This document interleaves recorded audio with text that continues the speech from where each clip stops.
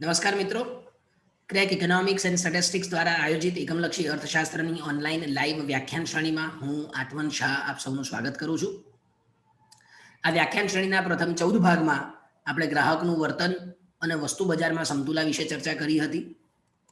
ભાગ 15થી આપણે સાધન બજાર વિશે સમજવાની શરૂઆત કરી કે જેમાં 15મા ભાગમાં વહેંચણીનો સીમાંત ઉત્પાદકતાનો સિદ્ધાંત સમજ્યા હતા.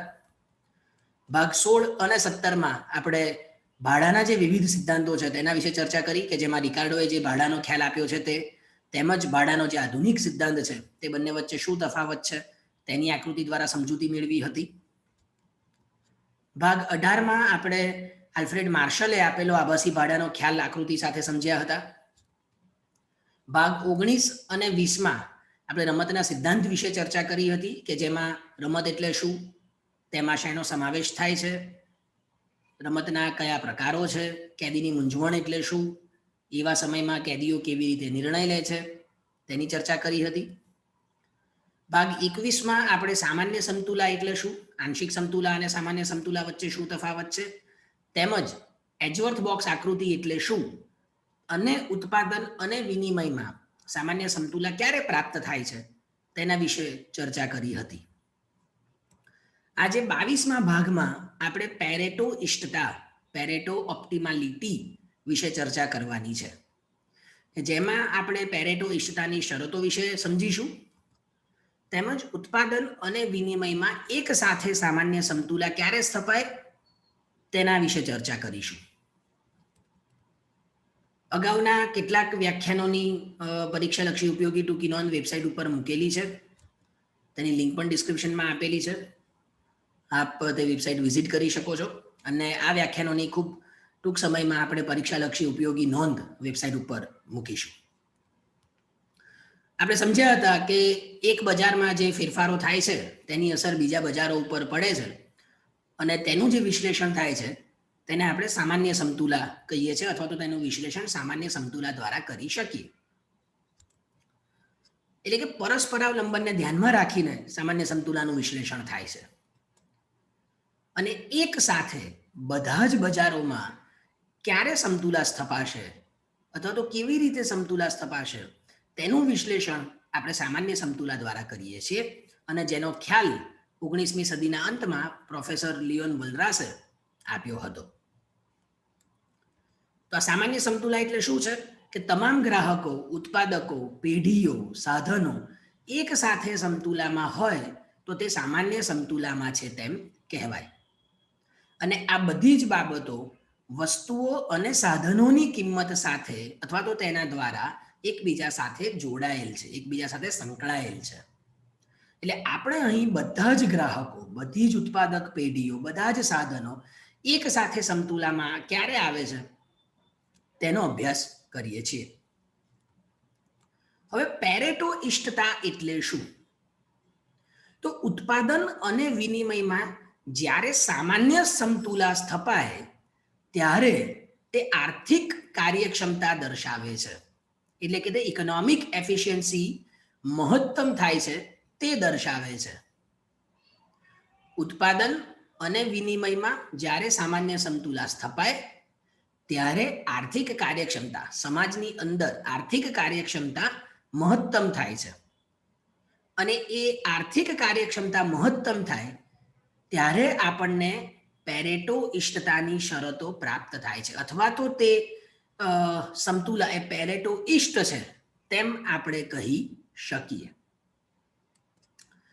ઇટાલીના અર્થશાસ્ત્રી વિલ્ફ્રેડ પેરેટોએ 1909માં આ બાબતનો ખ્યાલ આપ્યો હતો અથવા તો આ શરતો આપણને આપી હતી. તો તેની વ્યાખ્યા શું છે? પેરેટો ઇષ્ટ શરતો કોને કહેવાય? તો વસ્તુઓ વચ્ચે ઉત્પાદનના સાધનોની ફાળવણી અને ગ્રાહકો વચ્ચે વસ્તુઓની ફાળવણી ત્યારે પેરેટો ઇષ્ટ થાય અથવા તો પેરેટો કાર્યક્ષમ બને જ્યારે ઉત્પાદન કે વપરાશ દ્વારા કોઈ એક વ્યક્તિનું કલ્યાણ ઘટાડ્યા વગર બીજા વ્યક્તિનું કલ્યાણ વધારી શકાય નહીં. આપણે ફરી એકવાર સમજીએ. વસ્તુઓ વચ્ચે ઉત્પાદનના સાધનોની ફાળવણી એવી રીતે થાય ઉત્પાદનના બે સાધનો આપણે જોયું હતું, મૂડી અને શ્રમ, એમની ફાળવણી વસ્તુઓ વચ્ચે એવી રીતે થાય, અને ગ્રાહકો વચ્ચે જે બે વસ્તુઓ છે, વસ્તુ એક્સ અને વાય, એની ફાળવણી એવી રીતે થાય કે જેથી ઉત્પાદન દ્વારા કે વપરાશ દ્વારા કોઈ એક વ્યક્તિનું કલ્યાણ ઘટાડ્યા વગર બીજી વ્યક્તિનું કલ્યાણ વધારી ન શકાય, તો તે બિંદુને પેરેટો ઇષ્ટ બિંદુ કહે છે.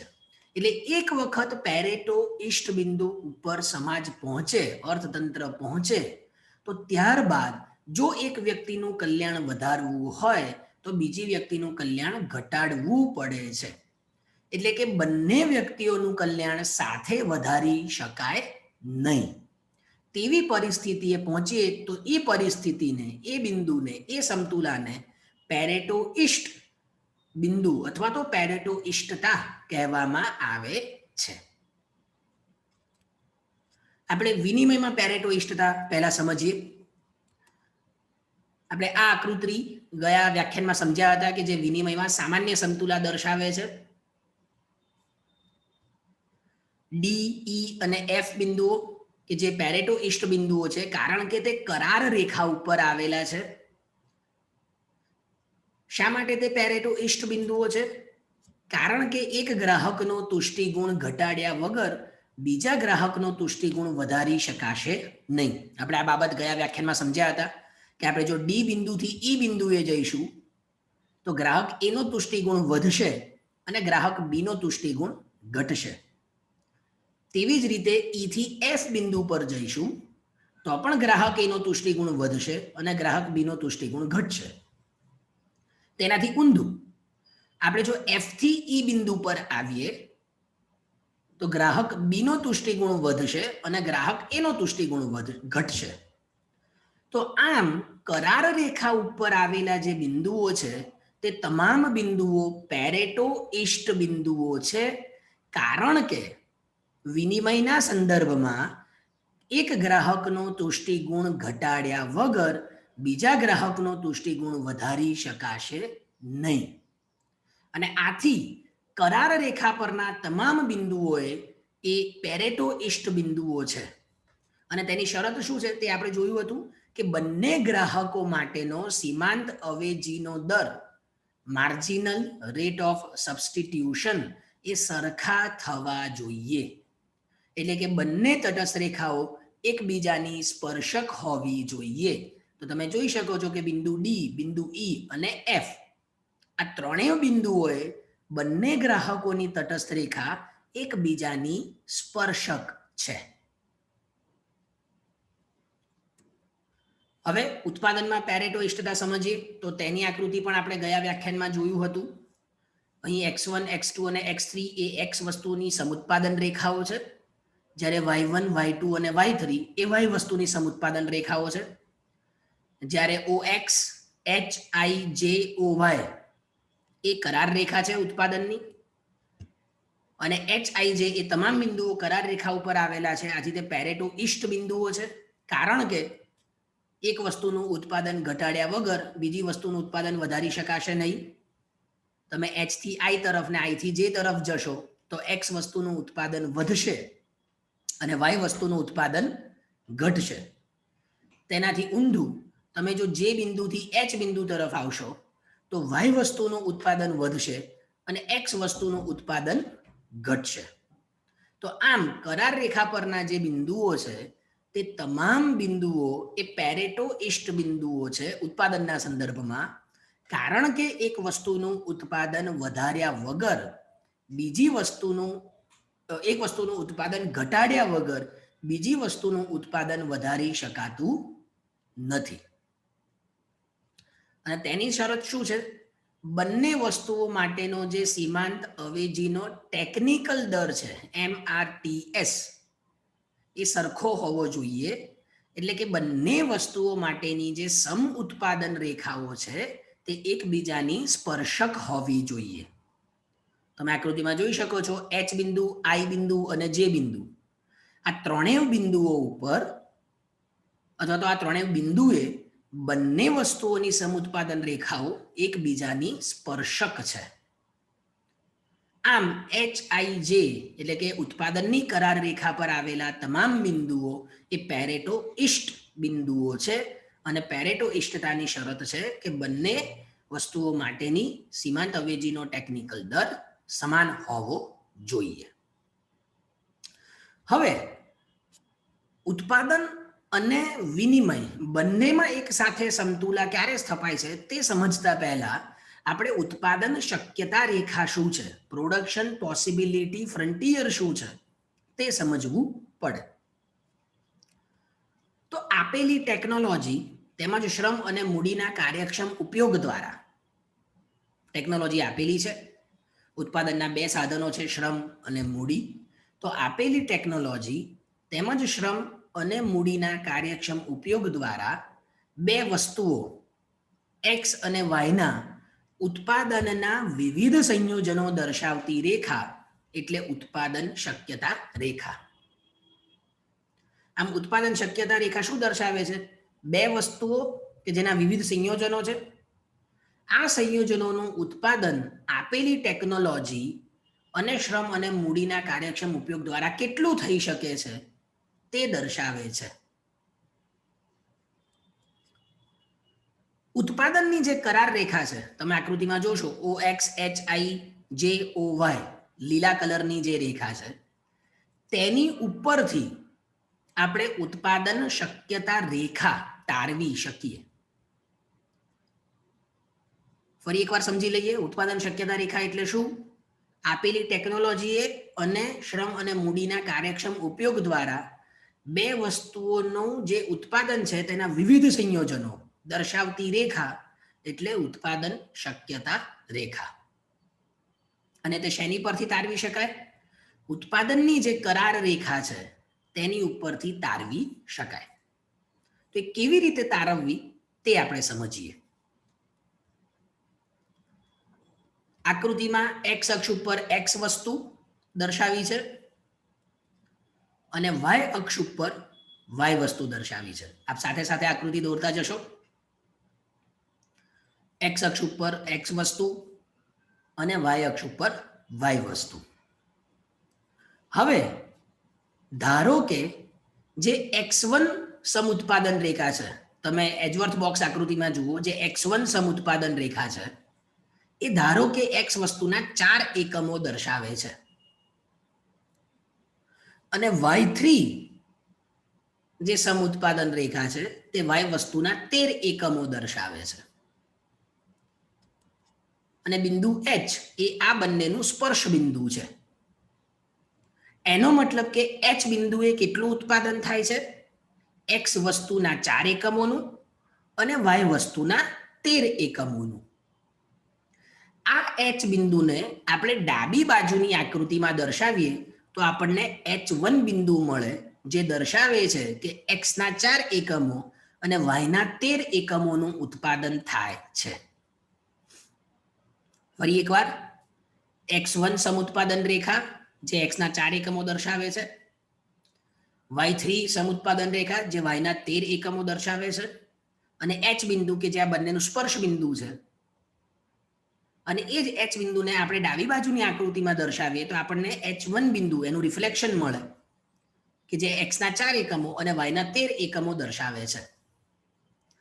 હવે આપણે I બિંદુ ઉપર આવીએ. તમે બોક્સ આકૃતિમાં જુઓ, એજવર્થ બોક્સ આકૃતિમાં I બિંદુ ઉપર આપણે I બિંદુ પર આવીશું એટલે x વસ્તુનું ઉત્પાદન વધશે અને y વસ્તુનું ઉત્પાદન ઘટશે.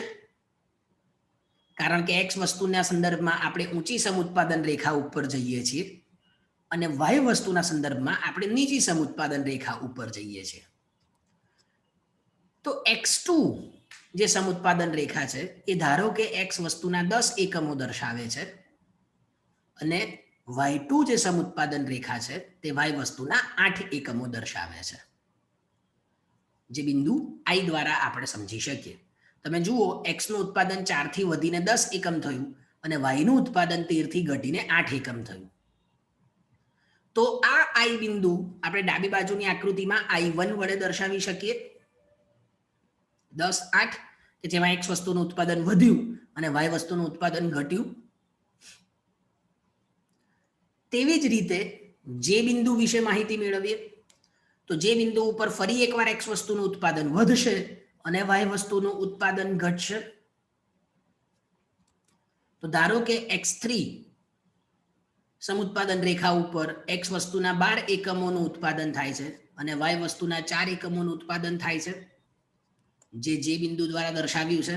તો તમે ફરી જોશો x નું ઉત્પાદન 10 થી વધીને 12 એકમ, y નું ઉત્પાદન 8 એકમથી ઘટીને 4 એકમ. તો એ જે બિંદુને પણ આપણે ડાબી બાજુ આકૃતિમાં દર્શાવીએ એટલે આપણને J1 બિંદુ મળે, જે x ના 12 એકમો અને y ના 4 એકમો દર્શાવે છે. આનો અર્થ એ થયો કે જે કરાર રેખા ઉપર આવેલા બિંદુઓ છે એ બિંદુઓને આપણે આકૃતિમાં દર્શાવીએ છીએ, ડાબી બાજુની આકૃતિમાં દર્શાવીએ છીએ. આ બિંદુઓ શું દર્શાવે છે? આપેલા ઉત્પાદનના સાધનો. તમે બોક્સ આકૃતિમાં જુઓ કે શ્રમ અને મૂડીનું પ્રમાણ x અક્ષ અને y અક્ષ ઉપર દર્શાવ્યું છે. તો આ શ્રમ અને મૂડીના પ્રમાણ તેમજ આપેલી ટેકનોલોજીએ આ બંને વસ્તુઓના વિવિધ સંયોજનો, તો આપણને પહેલું સંયોજન મળ્યું H1, બીજું સંયોજન મળ્યું I1, ત્રીજું સંયોજન મળ્યું J1, અને આ તમામ સંયોજનોને આપણે એક રેખા દ્વારા જોડી દઈએ તો આપણને શું પ્રાપ્ત થાય? ઉત્પાદન શક્યતા રેખા. તમે જુઓ જે લાલ કલરની રેખા છે ડાબી બાજુ એ ઉત્પાદન શક્યતા રેખા છે, જે શું દર્શાવે છે? આપેલી ટેકનોલોજી તેમજ શ્રમ અને મૂડીના કાર્યક્ષમ ઉપયોગ દ્વારા બે વસ્તુઓના વિવિધ સંયોજનો દર્શાવતી રેખા. તો તમે જુઓ x અક્ષ ઉપર આપણે x વસ્તુ દર્શાવી છે, y અક્ષ ઉપર આપણે y વસ્તુ દર્શાવી છે. બોક્સ આકૃતિમાં શ્રમ અને મૂડીનું પ્રમાણ છે કે જેના દ્વારા આ ઉત્પાદન થાય છે અને તેના વિવિધ સંયોજનો એટલે કે H1, I1, J1 તે દર્શાવતી રેખા એટલે સમ ઉત્પાદન રેખા, જેને આપણે PPF પ્રોડક્શન પોસિબિલિટી ફ્રન્ટિયર દ્વારા દર્શાવી શકીએ. તો આમ જે ઉત્પાદનની સામાન્ય સમતુલા છે તે સમતુલામાં આપણને જે કરાર રેખા પ્રાપ્ત થાય છે તે કરાર રેખા ઉપરથી આપણે ઉત્પાદન શક્યતા રેખા તારવી શકીએ છીએ. હવે આ જે ઉત્પાદન શક્યતા રેખા છે તેની પર રહેલા તમામ બિંદુઓ એ સામાન્ય સમતુલા સૂચવે છે, કારણ કે તે કરાર રેખા ઉપરથી આપણે તારવેલા છે અને કરાર રેખા ઉપરના તમામ બિંદુઓ એ ઉત્પાદનની સામાન્ય સમતુલા સૂચવે છે. એનો મતલબ કે ઉત્પાદન શક્યતા રેખા ઉપર જે બિંદુઓ આવેલા છે તે તમામ બિંદુઓ એ ઉત્પાદનની સામાન્ય સમતુલા સૂચવે છે. તેનો ઢાળ શું છે? તો ઉત્પાદન શક્યતા રેખાના ઢાળને સીમાંત પરિવર્તનનો દર, માર્જિનલ રેટ ઓફ ટ્રાન્સફોર્મેશન તરીકે ઓળખવામાં આવે છે. આ દર શું સમજાવે છે? તો x નો વધારાનો એક એકમ ઉત્પન્ન કરવા માટે y ના કેટલા એકમો જતા કરવા પડશે તે દર્શાવે છે. અર્થતંત્રમાં x નો વધારાનો એક એકમ ઉત્પન્ન કરવા માટે વધારાના શ્રમ અને મૂડીની જરૂર પડશે. આથી y નું ઉત્પાદન એવી રીતે ઘટાડવામાં આવે કે જેથી એટલા શ્રમ અને મૂડી y ના એકમમાંથી છૂટા થાય કે જેથી x ના વધારાના એક એકમનું ઉત્પાદન થઈ શકે. આમ જે ઉત્પાદન શક્યતા રેખા છે તેનો ઢાળ એ સીમાંત પરિવર્તનનો દર, માર્જિનલ રેટ ઓફ ટ્રાન્સફોર્મેશન કહેવામાં આવે છે. અને તમે જોશો આકૃતિમાં કે જે ઉત્પાદન શક્યતા રેખા છે તે મૂળથી જોતા અંતર્ગોળ છે, એટલે કે કોન્કેવ ટુ ધી ઓરિજિન છે. હવે આપણે ઉત્પાદન અને વિનિમયમાં એક સાથે સમતુલા કેવી રીતે સ્થપાય છે તે સમજીએ. અત્યાર સુધી આપણે એ જોયું કે ઉત્પાદનમાં સમતુલા કેવી રીતે સ્થપાય છે અને વિનિમયમાં સમતુલા જુદી જુદી રીતે કેવી રીતે સ્થપાય છે. હવે આપણે એ સમજીએ કે ઉત્પાદન અને વિનિમયમાં એક સાથે સમતુલા કેવી રીતે સ્થપાય છે. તો ફરી એકવાર આપણે આકૃતિ દ્વારા તેને સમજવાનો પ્રયત્ન કરીશું. આકૃતિમાં એક્સ અક્ષ ઉપર એક્સ વસ્તુ અને વાય અક્ષ ઉપર વાય વસ્તુ દર્શાવી છે. આપણે ઉત્પાદન શક્યતા રેખા દોરીશું કે જે H1, I1 અને J1 બિંદુ ને જોડતી રેખા છે, જે આપણે હમણાં જ તારવી. હવે આપણે ગ્રાહક એ ને માત્ર ધ્યાનમાં લઈશું સરળતા ખાતર. તો ગ્રાહક એ ની તટસ્થ રેખા દર્શાવવી પડે, કારણ કે ઉત્પાદન અને વિનિમય બંનેમાં એક સાથે સમતુલા દર્શાવવાની છે. તો જે ઉત્પાદન શક્યતા રેખા છે એ ઉત્પાદનની બાજુ દર્શાવશે, જે તટસ્થ રેખા છે એ વિનિમય અથવા તો વપરાશની બાજુ દર્શાવશે. તો વિનિમયની બાજુ દર્શાવવા માટે આપણે તટસ્થ રેખા દોરવી પડે. તો આપણે સરળતા ખાતર માત્ર ગ્રાહક એ ને ધ્યાનમાં લઈએ. તો ગ્રાહક એ ની પહેલી તટસ્થ રેખા એટલે A1. તમે યાદ કરો, આપણે એજવર્થ બોક્સ આકૃતિમાં આ તટસ્થ રેખાઓ દોરી હતી. તેનાથી ઉપરની તટસ્થ રેખા એટલે A2 અને તેનાથી ઉપરની તટસ્થ રેખા એટલે A3. તો આમ આકૃતિમાં ઉત્પાદન શક્યતા રેખા તેમજ ગ્રાહક એની તટસ્થ રેખાઓ દર્શાવી છે. હવે સમતુલા ક્યાં સ્થપાશે તે આપણે સમજવાનું છે. તમે જુઓ, A3 એ સૌથી ઊંચામાં ઊંચી તટસ્થ રેખા છે, એટલે કે તેની ઉપર તુષ્ટિકોણ સૌથી વધુ મળશે. એટલે ગ્રાહક A3 તટસ્થ રેખા ઉપર જવાનો પ્રયત્ન કરશે, પરંતુ અર્થતંત્રમાં તેટલું ઉત્પાદન જ થતું નથી અને આથી A3 બિંદુએ સમતુલા સ્થપાશે નહીં. ફરી એકવાર, A3 એ સૌથી ઊંચી તટસ્થ રેખા, એટલે કે ગ્રાહક એ તટસ્થ રેખા ઉપર જવાનો પ્રયત્ન કરે, પરંતુ અર્થતંત્રમાં એટલું ઉત્પાદન જ નથી થતું કે A3 તટસ્થ રેખા ઉપર વપરાશ થઈ શકે અને આથી A3 તટસ્થ રેખા ઉપર ગ્રાહક સમતુલામાં આવશે નહીં. A1 તટસ્થ રેખા, તો તેનાથી વધુ વપરાશ શક્ય છે. આથી A1 બિંદુએ પણ સમતુલા ન સ્થપાય, કારણ કે ગ્રાહક A2 ઉપર વપરાશ કરી શકે તેમ છે. તો આપેલી જે ઉત્પાદન શક્યતા રેખા છે H1, J1, એ ઉત્પાદન શક્યતા રેખાએ ગ્રાહક A2 તટસ્થ રેખા ઉપર પહોંચી શકે તેમ છે અને આથી આર્થિક કાર્યક્ષમતા અથવા તો પેરેટો ઇષ્ટતા કયા બિંદુએ સ્થપાશે? I1 બિંદુએ સ્થપાશે, કે જે A2 તટસ્થ રેખા પર આવેલું છે. તમે આકૃતિમાં ધ્યાનથી જોશો કે આર્થિક કાર્યક્ષમતા ક્યાં સ્થપાશે અથવા તો પેરેટો ઇષ્ટતા ક્યાં સ્થપાશે? I1 બિંદુએ, કારણ કે આ I1 બિંદુ એ A2 બિંદુ A2 તટસ્થ રેખા પર આવેલું છે, તેમજ ઉત્પાદન શક્યતા રેખા પર પણ આવેલું છે અને આ બિંદુએ બંને રેખાઓ, ઉત્પાદન શક્યતા રેખા અને તટસ્થ રેખા બંને એકબીજાની સ્પર્શક છે, એટલે કે બંનેના ઢાળ સરખા છે. I1 બિંદુએ A2 તટસ્થ રેખા એ ઉત્પાદન શક્યતા રેખાની સ્પર્શક બને છે અને આથી બંનેના ઢાળ સરખા થાય છે. તો અહીં પેરેટો ઇષ્ટતાની શરત શું આવશે? તો તમે જુઓ, MRT/XY, કે જે માર્જિનલ રેટ ઓફ ટ્રાન્સફોર્મેશન, એટલે કે ઉત્પાદન શક્યતા રેખાનો ઢાળ છે. પરિવર્તન દર, સીમાંત પરિવર્તન દર દર્શાવે છે અને તટસ્થ રેખાનો ઢાળ એટલે કે સીમાંત અવેજીનો દર MRS/XY બંને સરખા છે. તમે જો ગ્રાહક બી ઉમેરો તો તેનો પણ સીમાંત અવેજીનો દર સરખો થાય. તમે જો ગ્રાહક સી ઉમેરો તો તેનો પણ સીમાંત અવેજીનો દર સરખો થાય. તો આમ ઉત્પાદન અને વિનિમય બંનેમાં એક સાથે સમતુલા ક્યાં સ્થપાય? જ્યાં ઉત્પાદન શક્યતા રેખાનો ઢાળ અને ગ્રાહકની તટસ્થ રેખાનો ઢાળ સરખા હોય અને બંને એકબીજાના સ્પર્શક હોય. એટલે કે સીમાંત પરિવર્તનનો દર અને સીમાંત અવેજીનો દર સરખા થાય ત્યાં ઉત્પાદન અને વિનિમયમાં એક સાથે સમતુલા સ્થપાય છે અને એ સમતુલા એ પેરેટો ઇષ્ટ સમતુલા છે, કારણ કે એ બિંદુ સિવાય બીજા કોઈ પણ બિંદુએ એવી પરિસ્થિતિ ઊભી નથી થતી કે જેથી એક વ્યક્તિનું કલ્યાણ વધારવા માટે બીજી વ્યક્તિનું કલ્યાણ ઘટાડવું પડે.